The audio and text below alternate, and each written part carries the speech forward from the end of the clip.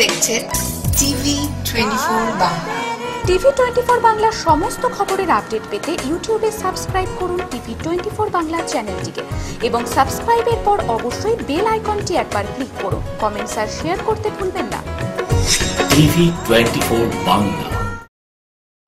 বহরমপুর কেন্দ্রের বিজেপি প্রার্থী কৃষ্ণ জোয়ারদার রাজ্যের সমর্থনে ভোটের প্রচারে মঙ্গলবার বহরমপুরে এলেন বিজেপির রাজ্য সভাপতি দিলীপ ঘোষ।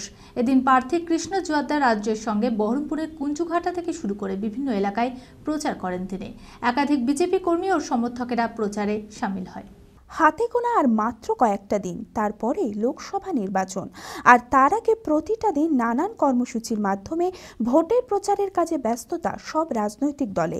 বহরমপুর কেন্দ্রের বিজেপি প্রার্থী কৃষ্ণ জোয়ারদার রাজ্যের সমর্থনে ভোটের প্রচারে মঙ্গলবার বহরমপুর এলেন বিজেপির রাজ্য সভাপতি দিলীপ ঘোষ। এদিন প্রার্থী কৃষ্ণ জোয়ারদার রাজ্যের সঙ্গে হুড খোলা জিপ গাড়ি করে বহরমপুরের কুঞ্জঘাটা থেকে শুরু করে বিভিন্ন এলাকায় প্রচার করেন তিনি। এছাড়া উপস্থিত ছিলেন বিজেপির মুর্শিদাবাদ সাংগঠনিক দক্ষিণ জেলা সম্পাদক গৌরীশঙ্কর ঘোষ সহ অন্যান্য বিজেপি নেতৃত্বরা। একাধিক বিজেপি কর্মী ও সমর্থকেরা টোটো গাড়ি করে প্রচারে সামিল হয়। এদিন আরএসএস প্রসঙ্গ নিয়ে মুখ্যমন্ত্রীকে কটাক্ষ করেন দিলীপ ঘোষ। আর মোদির হাত শক্ত করতে মুর্শিদাবাদের 3টি আসনেই বিজেপির জয় নিশ্চিত বলে আশাবাদী তিনি। আরএসএস রাজনীতি করে না, উনি জানেন, উনি একদিন আরএসএস এর প্রশংসা করেছিলেন। আজকে ভয় হচ্ছে হেরে যাওয়ার, তাই আরএসএস কে টেনে নিয়ে আসছেন। লড়াইটা ওনার শুরুতেই শেষ হয়ে গেছে। প্রথম যুদ্ধে রবিবাবুর কথাতে সবাই বুঝে গেছেন, আর ময়দানে ওনারা নাই।